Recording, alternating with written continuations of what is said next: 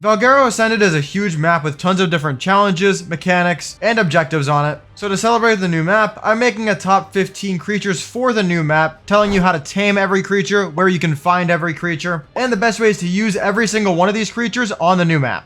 I've spent about a day going through the entire map in detail, so I'm pretty confident in these rankings. I do want to mention that I'm not ranking any paid DLC creatures on the list besides the new Elderclaw, just because it's new I'm putting it on the list. So stuff like the Drakeling or the Pyromane, although very good creatures, are not on here. Without further ado, let's get into number 15.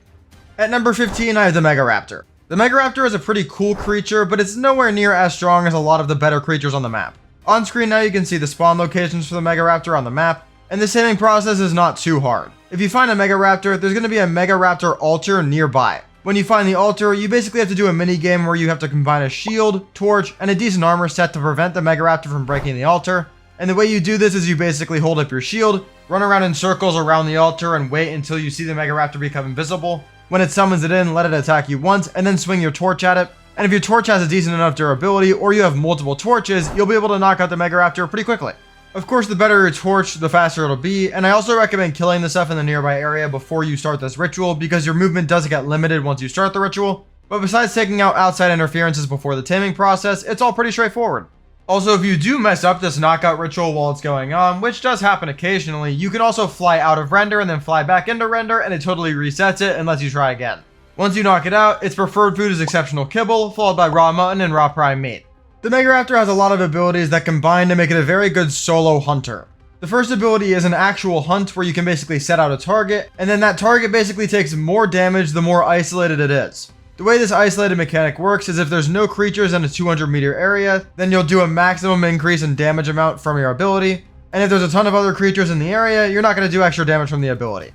The Megaraptor also has a camo ability, which makes you invisible to PvE entities, and it also has a pounce, which is a pretty cool mechanic because you can actually use this to get a couple of the flyers in the game onto the ground.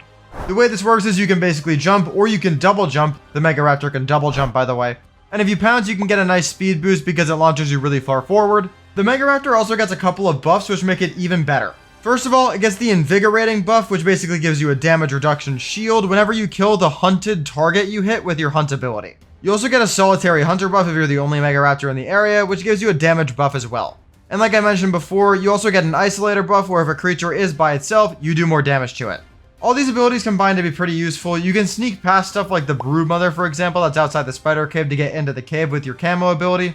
And this creature is really fast and can double jump, so it's a very good mobility mount. And it's also able to deal bleed every couple basic attacks, which is a really nice touch.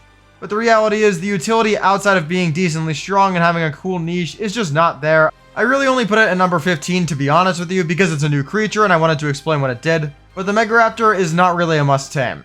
At number 14 I have the Mantis. The Mantis is a really good creature pretty much on every single map that it spawns on because you can use it for really high melee damage farming, and you can even use it for some knockout and damage applications because it does so much damage and you can equip it with tools.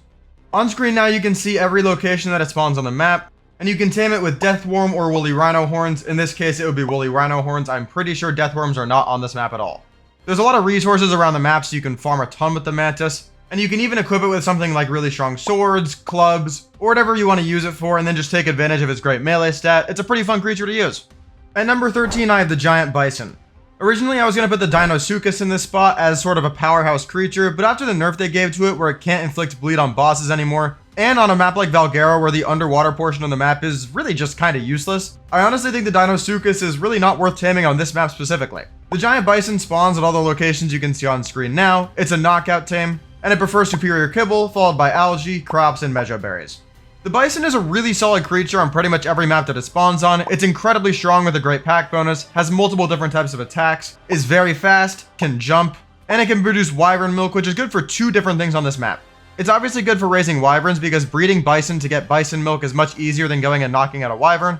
And it's also good because the Deinonychus on this map, both in the overworld where you're just playing the game and in the boss fight where it summons the Deinonychus as minis, are much easier to deal with after you consume milk because it makes you immune to bleed. Obviously you can get wyvern milk by knocking out wyverns, but getting bison is so much easier as a consistent supply of milk throughout the entire map. So the bison makes this list, and if there was better wyverns on the map than just the fire and the ice wyvern, it'd be much higher on the list. I think it's an okay option for the boss fight. I'm not a huge fan of it for the fight because this boss fight is much more of a sit around and wait for the boss to come to you than chase the boss around type of fight. The Bison really thrives in environments where it can outspeed the boss and chase down the boss like the Noon Attack fight compared to the Megaraptor boss, which is much faster than the Bison, so you can't really do that. But it's definitely a great creature and super worth taming on this map. Speaking of the Wyverns on this map, I have the Ice Wyvern at number 12. The Ice Wyvern is definitely much weaker than the Fire Wyvern in terms of actual power output, but utility-wise it's really good, and it's still one of the best flyers on the map. You can find the Wyvern Trench right here on the map, and you can either use the Megaraptor to knock it out by trapping it really easily, you could use the Bison Milk, or you could just use a classic old Wyvern trap to knock them out. All of these methods are pretty easy because, yet again, it's only Fire and Ice Wyverns, it's really not that dangerous. The Ice Wyvern's main utility comes from the fact that it's basically a giant 300 slot refrigerator that can hold anything you want in it, but it's also a really fast flyer. It has the Ice Breath, which does slow stuff down, which can be useful. And it is really strong compared to most flyers on the map because Wyverns are just generally stronger than most flyers. It's at number 12 because the Fire Wyvern is definitely better in terms of power output, but it's still worth being on the list. At number 11, I have the Gigantoraptor. On screen now you can see the spawn locations for the Gigantoraptor. The reason it's on the list for sure is because the Meguana isn't on this map, so it not only fills its basic utilities that it always has, which are really good for raising creatures, but it also has zero competition in the space because the Meguana isn't even here. The Gigantoraptor is a pretty unique tame. You basically drop down an egg, it distracts the parent, and then you go into the nest and you dance with the baby Gigantoraptor to claim it. You want to make sure you're getting a high level one because if you get a low level one, it's really not going to be very good because a lot of its abilities are based on it being a higher level than the creature you're trying to use it on. But besides that, there's really not much to it. I talked about the Gigantoraptor in detail in my DLC creatures video earlier in the week, so I'm not going to go over all of the abilities again. Just know it is very, very worth your time. At number 10, I have the classic RG and Anki combo. I'm just going to put it here yet again. I always put it at number 10 on these lists. On screen now you can see the spawn locations for both creatures. They're both knockout tames. Ankis are herbivores, RGs are carnivores. RGs prefer superior kibble, Ankis prefer regular kibble. The combo is just really good. These creatures are always necessary for farming. And if you'd rather get a Rhino and do that whole process where you get the pheromone, get impregnated by the female, and then raise it with the cravings, you can see the entire cravings list on screen now for raising it. And you can see on screen now the spawn locations for the Rhino on the map. At number 9, I have the Reaper. The Reaper is an incredibly strong creature, so it's pretty much always a useful tame whenever it's on the map. And on this map, they finally added it with the Valguero Ascended release. The Reaper queens that you need to get impregnated by spawn in the deep parts of the Aberration zone. You can see the spawn locations for them on screen now. Yet again, this is underground. For my testing, I've seen them pretty much only spawn at the bottom of the Rock Drake Trench, so they are the literal lowest they can be on the map. My favorite way of using Reapers on this map, so far at least, has been to go into this red zone after you have one and then just clear out all the stuff in the area so you can farm the loot drops. The loot drops in this deep underground red zone are so strong. So having this or the Rock Drake, which I'll get into later in the video, to go down here, clear out the area, and farm these drops effectively and safely is a must-have. At number 8, I have the Dire Bear. The Dire Bear spawns at the locations you see on screen now. The Dire Bear is an omnivore and it prefers superior kibble, followed by giant bee honey, raw mutton, and raw prime meat. And it's also a knockout tame. The Dire Bear used to only be incredibly good on Aberration because the polymer flowers there gave you such an easy access for organic polymer if you farm them with Dire Bears, but recently they've been adding those flowers to other maps. They did it with Ragnarok Ascended, and now they've done it with Valguero Ascended, and these flowers are spawning in a couple of good areas on the map. They spawn on the outskirts and the entrance to the spider cave, and they spawn in that red zone I described earlier, so getting a strong Dire Bear is really valuable. It's also very good for farming honey, of course, and it's just a strong creature in general. It's an omnivore, it can farm a bunch of resources that you can see on screen now. And to top all that off, it also ramps up speed as you run with it, so it's incredibly fun to use. Always love the Dire Bear and pretty much always have it on these lists. They did add another bear to the map, which I think is a little bit better, but I'll get into that in a second. At number 7, I have the Yutyrannus, and you can see the spawn locations for it on screen now. It prefers extraordinary kibble, followed by raw mutton and raw prime meat, and it's a basic knockout tame. The Yutyrannus is on this list every single time a new map comes out because it's always a must-tame creature. Its Courage Roar is just too good not to have in boss fights. It gives a 25% buff to damage and damage resistance to your entire army during boss fights, which completely changes the game. There is a new support creature added to the game now on top of this in the Daedon, but I still think this creature is a must-tame. At number 6, I have the Elderclaw, and you can see all the spawn locations on screen now for where it is on the map. The way you tame an Elderclaw is you have to go and kill a wild one, you get a seed out of it, and then you basically have to grow that seed, preferably in a greenhouse for the best level effectiveness. It's going to ask you for one of 6 items while it's growing a couple of times, basically like an imprint process, and then once it's done growing, you raise the creature like normal. The 6 items it can ask for are Leech Blood, Biotoxin, Honey, Ammonite Bile, Sap, and Black Pearls. so it's a little bit inconvenient to go through this growth stage, but you definitely need to have all 6 of these ready before you start growing the Elderclaw. There's really not that much time to actually get each of these to the Elderclaw if it asks for it. You're not going to have time to go and get Ammonite Bile if it asks for it in the middle of the process. Once it is grown though, the Elderclaw is a really great creature. The Elderclaw has 2 normal attacks. One is a basic swipe, and the second one is a lunge forward, which is pretty useful because the Elderclaw is not ridiculously fast without this. And it also comes with 3 abilities that make it incredibly valuable as a support creature. First of all is its Root Burst, which is pretty much the most useful ability for 90% of situations. You can use this to basically send out roots in front of you, and any creature you hit with these roots will be stunned in place for a couple of seconds. It also comes with a totem that you can place down, which basically gives everything in an area around it a damage boost while they're inside of the ring. This is ridiculously useful for the boss fight because you can basically just have your entire army sit around the ring and then they get the buff from this damage boost the entire time. You can even pair this with the Root Burst to keep the boss stuck inside the ring to keep your army on it. Ridiculously good combination that I'm sure people will start using pretty soon. The reason I have the Elderclaw 1 spot above the Yutyrannus is because the damage resistance the Yutyrannus offers with the Courage Roar isn't as valuable during this boss fight as it is for other fights because there's Deinonychus in the arena that are dealing bleed to your army the entire time, so the damage resistance really isn't doing as much because the army is getting bled. You can also blow this totem up by pressing the same ability a second time or by running out of the area. This will not damage your creatures, but it will do a decent amount of damage to enemies. The third ability for the Elderclaw is the Bark Shield, which basically gives you extra resistance on the Elderclaw. This makes it a pretty tanky creature. I wouldn't say it's anywhere near being a soaker, but it is decently tanky, so you're not going to be in risk during boss fights. I've done extensive testing combining the Elderclaw and the Yutyrannus in boss fights and having 2 players, one riding on each, doing both the buffs at the same time. And from what I've seen, this combination is ridiculously good. These buffs do stack, and it is a really good way to take on pretty much every boss fight in the game now. The Elderclaw isn't the best by itself, and this lack of being strong as an individual is why this and the Yutyrannus are a little bit lower on the list, but it is a really solid creature. You can also harvest the Elderclaws that you kill in the wild for wood, rare flowers, and rare mushrooms, and just so you know, the best way to harvest an Elderclaw is with a chainsaw. This would be a little bit better if you could make automatic Elderclaw farms where you could basically bio-grind them down right after they raise. Unfortunately, this isn't possible because you do have to go through that crop stage, but there is extra convenience in farming them in the wild, which is nice. At number 5, I have the Deinotherium. The Deinotherium is probably the best boss fighting option outside of the Deinonychus for this boss fight. The reason I like it so much is because it deals really great knockback, so it deals with the Deinonychus minis really well while having excellent stats and being able to buff each other with the male and female perks that it gets. There's just a lot going right for the Deinotherium in this boss fight. It's also really good at dealing with the vultures that get spawned in because it's really tall, so you can easily hit a lot of the vultures. It's also excellent as a creature in general because it can farm wood really well. It also farms thatch and berries extremely well, so it's just a great farmer.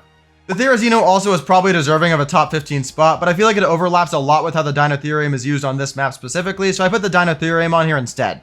If you do want to tame Theres, you can see the locations on screen now for where they spawn, and I'm realizing now that I forgot to show you where the Deinotherium spawn on the map, so here's a pop-up for that on screen.